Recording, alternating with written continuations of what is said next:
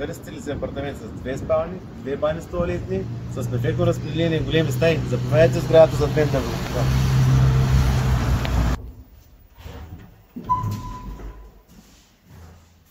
Сградата от 21 година с много добре поддържане в общи части и сме на 4-тия етаж от 6. Заповядайте.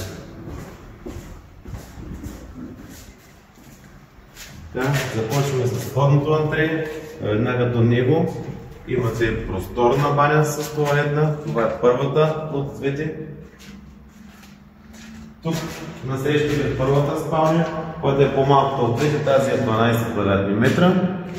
Както виждате, перфектна форма квадратна. Тук е по-голяма спалня, 14 квадратни метра. Тук имате място за спалня, за гардероби, за бюро. С хубави фрески прозорци, много добра светлина. Като това е във всички помещения.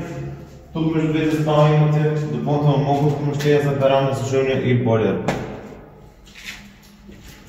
Веднага преди да всекидневната имате втора тоалетна, която може да бъде и баня, и тоалетна.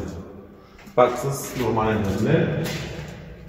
И най-хубавата част, просторна всекидневна, с много добро разпределение.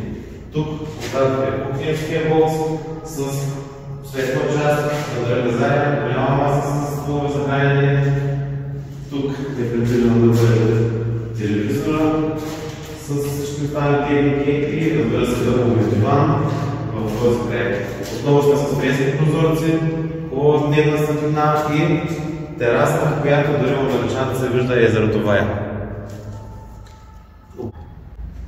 Апартаментът се намира в сграда на улица Гласна, в Възраждане. За сградата ви казах повече, ако сте го видели на живо, обадете ли се.